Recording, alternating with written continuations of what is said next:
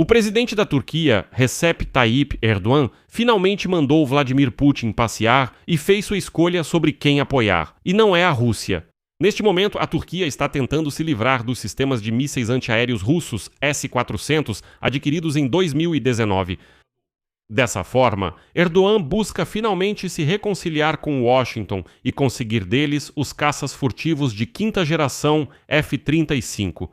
Mas o que é importante, Erdogan também declarou categoricamente que usará todos os seus canais para pressionar Vladimir Putin com o objetivo de encerrar a guerra.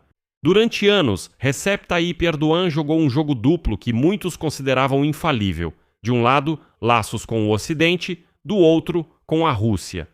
E você sabe, Erdogan se apresentava ao mundo como uma ponte indispensável entre o Ocidente e o Kremlin. Também apostavam nele em Moscou, e ao mesmo tempo em Washington e Bruxelas. E muitos analistas esperavam que, mais cedo ou mais tarde, o presidente turco, ressentido com o Ocidente por causa das sanções e da recusa em vender armas, acabaria se inclinando definitivamente para o lado de Moscou.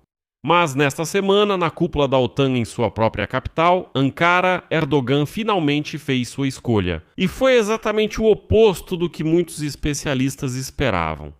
A Turquia publicamente e de forma inequívoca ficou do lado da Ucrânia e do Ocidente. E Erdogan chamou a Rússia não de parceira que deve ser agradada, mas de alvo de pressão, que precisa ser pressionada até o fim para alcançar a paz. Meu nome é Alexei Peti, vamos discutir esse tema juntos, porque aqui há muitas armadilhas que realmente precisamos entender. Mas antes de começarmos, peço que se inscreva no canal, deixe seu like e escreva qualquer comentário neste episódio.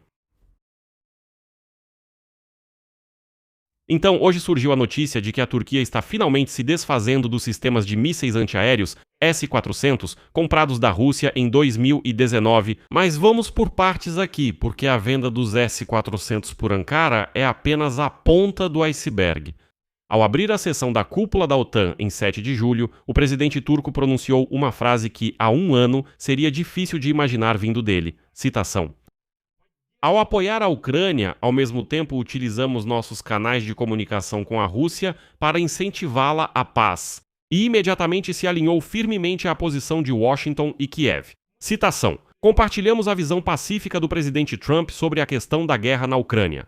Ou seja, aqui já não há ambiguidade. Erdogan declarou diretamente que está do lado do Ocidente e da Ucrânia. E isso não é apenas uma retórica vazia, sem nada por trás, não. A Turquia respalda suas palavras com armas. E esse é o segundo ponto-chave da guinada brusca, da guinada da Turquia, voltada para o Ocidente e para a Ucrânia. Erdogan declarou diretamente que, além da ajuda militar que Ankara já fornece à Ucrânia, dos próprios estoques nacionais, ela continuará contribuindo para o programa Purel. Esse é o mecanismo pelo qual os países parceiros compram armamentos para a Ucrânia. Nesse sentido, Erdogan não é um mediador no conflito, ele é um fornecedor de armas para um dos lados em guerra, e esse país é a Ucrânia. Paralelamente, segundo fontes ucranianas, também estão sendo discutidos fornecimentos em massa dos drones de ataque turcos Bayraktar. Foi justamente com eles que começou a amizade militar entre Ankara e Kiev. Ele compartilha a visão de paz do Sr. Trump na guerra da Ucrânia. Declaro meu apoio à iniciativa das listas de necessidades prioritárias da Ucrânia, que fornecemos à Ucrânia a partir do nosso próprio inventário nacional. Por que essa reviravolta de Recep Tayyip Erdogan se tornou possível justamente agora? A resposta está na segunda grande notícia desta semana, que está ligada à primeira. Em um acordo pessoal entre Trump e Erdogan. No dia 7 de julho, em Ankara, pouco antes da abertura da cúpula, Trump anunciou aquilo que a Turquia vinha buscando há anos e que até pouco tempo atrás parecia impossível. Trump declarou que os Estados Unidos vão retirar as sanções impostas contra Ankara como punição pela compra dos sistemas russos S-400 em 2019 e que a decisão de vender caças de quinta geração F-35 para a Turquia já está praticamente tomada.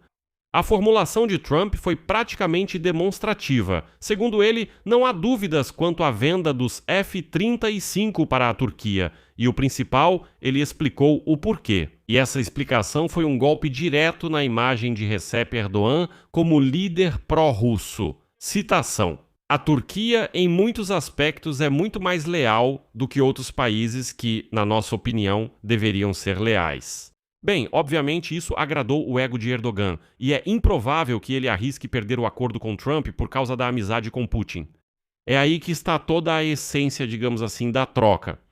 O retorno ao programa F-35, que é o caça mais moderno do Ocidente, é basicamente incompatível com essa aproximação com a Rússia, pela qual a Turquia comprou o S-400 naquela época. Porque, vamos ser honestos, não se tratava do próprio equipamento, não era sobre o próprio sistema de defesa antiaérea S-400, não. Tratava-se de um passo político. Erdogan mostrou então a todo o Ocidente que, se vocês não aceitarem a Turquia na sua família, não venderem para nós os F-35 e assim por diante, a Turquia simplesmente vai se aproximar do seu adversário, da Rússia. E aqui está o primeiro passo. Nós compramos os S-400 da Rússia. Mas nos Estados Unidos da América, eles não ficaram calados em resposta. O principal obstáculo jurídico para o acordo do F-35 é uma lei americana de 2020 que proíbe a venda do F-35, enquanto Ankara possuir sistemas antiaéreos russos. Ou seja, o preço do F-35 é abrir mão das armas russas. Outro detalhe que os observadores estão destacando agora também é revelador. A ideia anterior de transferir os S-400 turcos para a Ucrânia não se concretizou e agora é considerada improvável, já que tanto Trump quanto Erdogan provavelmente serão contra o envio do sistema russo para a Ucrânia. Mas a direção da negociação é mais do que óbvia. A Turquia está se afastando da dependência de defesa russa para a americana e, em troca, recebe não apenas os F-35, mas também motores para seu próprio caça-K. No final das contas, para finalmente se reconciliar com Washington e receber dele o caça furtivo de quinta geração F-35, a Turquia agora está tentando se livrar desses sistemas russos de mísseis antiaéreos S-400. Ankara já solicitou a Moscou permissão para revendê-los a um terceiro país, e segundo o jornal turco Hurriyet, esse país pode ser os Emirados Árabes Unidos ou o Catar. Ankara apresentou essa iniciativa na semana passada, antes da cúpula da OTAN que aconteceu esta semana. Alguns meses atrás, o presidente Recep Tayyip Erdogan sugeriu devolver os sistemas S-400 para a Rússia, mas essa ideia, segundo autoridades turcas, não recebeu apoio. Ou seja, os próprios russos não quiseram pegar de volta esses S-400. A Turquia também propôs aos Estados Unidos que assumissem a supervisão desses sistemas de defesa aérea, mas queria manter os mísseis consigo para casos excepcionais. Na opinião de Ankara, isso permitiria dissipar as preocupações de que os dados coletados pelos S-400 poderiam comprometer as características stealth do F-35. Mas Washington também não aceitou essa opção. Eles dizem não, se livrem completamente para que esses equipamentos russos não estejam de jeito nenhum no território da Turquia. Enquanto isso, o jornalista do jornal Hürriyet, Abdul Kadir Selvi, escreveu na sexta-feira que, de acordo com as informações que ele reuniu, os sistemas S-400 já foram vendidos para um terceiro país e que o acordo será anunciado hoje ou amanhã. O comprador supostamente é um dos países do Golfo Pérsico. O Kremlin declarou hoje simplesmente que está em contato com a Turquia sobre os S-400. A seguir, vou citar o porta-voz do Kremlin, Dmytro Peskov. Aqui só posso dizer uma coisa. Esse assunto pertence à esfera dos temas ultrassensíveis. Tivemos contatos com a parte turca sobre esse assunto e continuaremos esses contatos. Só isso. Mas quem ficou mais indignado com essa aproximação entre Trump e Erdogan? E aqui temos uma virada reveladora. Não foi só o Kremlin que ficou insatisfeito, mas também Israel. Netanyahu declarou publicamente ao vivo na Fox News, pedindo a Donald Trump que não vendesse os F-35 para Ankara, afirmando que não se pode dar esse tipo de armamento. Citação: "Há um regime infectado pelos irmãos muçulmanos", e chamou Erdogan de uma pessoa que abertamente conclama a destruição de Israel. Trump rejeitou essa objeção de seu aliado mais próximo, e isso é a melhor prova de quão séria foi a escolha de Erdogan. Ele integrou a Turquia ao bloco militar ocidental de forma tão estreita que agora até o primeiro-ministro israelense dá o alerta devido ao fortalecimento de Ankara dentro da OTAN. Agora vamos ver em que contexto foram ditas essas palavras de Erdogan, porque toda a cúpula da OTAN se transformou em uma demonstração de que o Ocidente está se inclinando para a Ucrânia. O principal evento do segundo dia foi o encontro de Trump com o presidente Zelensky e, como resultado, Kiev saiu com o maior prêmio. Trump anunciou que os Estados Unidos darão à Ucrânia uma licença para produzir sistemas de defesa aérea Patriot.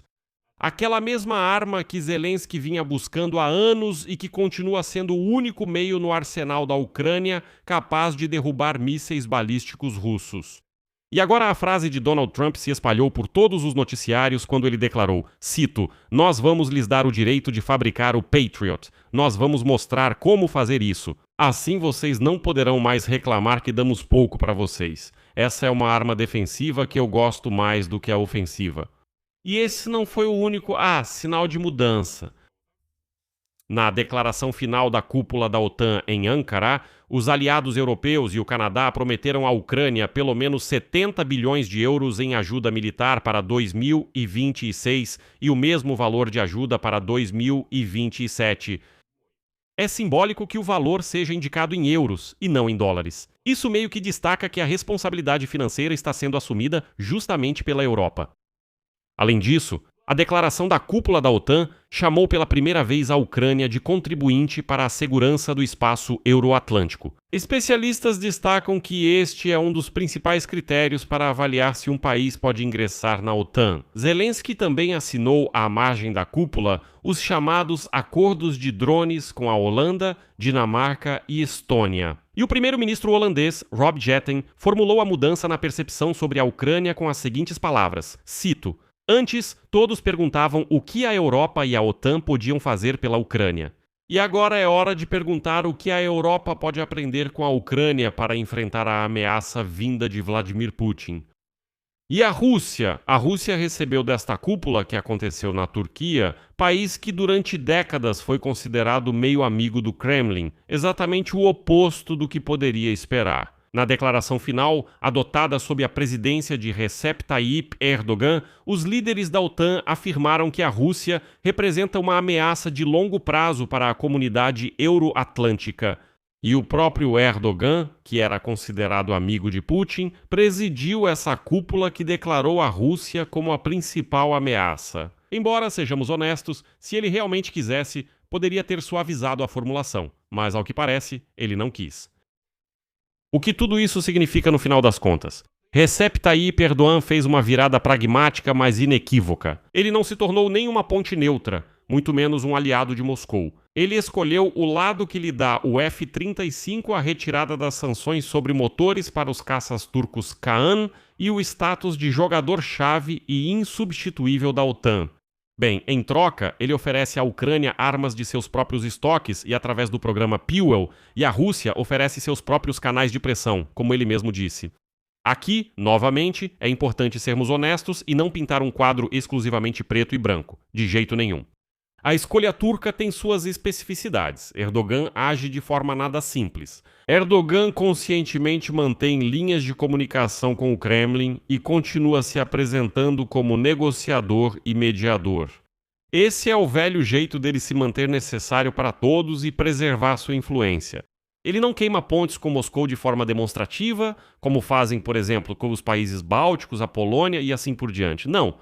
Erdogan não fez isso por anos e, mesmo assim, continuou mantendo contato com Moscou. Mas a direção do movimento dele já não é mais ambígua. Porque quando um líder que por anos equilibrou entre Moscou e o Ocidente declara publicamente que usa seus canais especiais para colocar justamente Putin à mesa de negociações. Quando ele fornece armas para Kiev e promete continuar e ampliar isso. Quando ele troca os S-400 russos pelos F-35 americanos e quando ele pessoalmente preside uma cúpula que declara a Rússia como uma ameaça de longo prazo, isso, de fato, já é uma escolha feita. E ela meio que já está consolidada, com todas as ressalvas turcas, com toda essa astúcia de manter o jogo duplo. Mas ainda assim o vetor está bastante claro. Erdogan escolheu um lado e esse lado não é a Rússia. Encerro aqui com reticências. Deixe sua opinião e conclusões nos comentários. Inscreva-se, ative o sininho e deixe o like. Por hoje é isso. Cuide-se e até mais.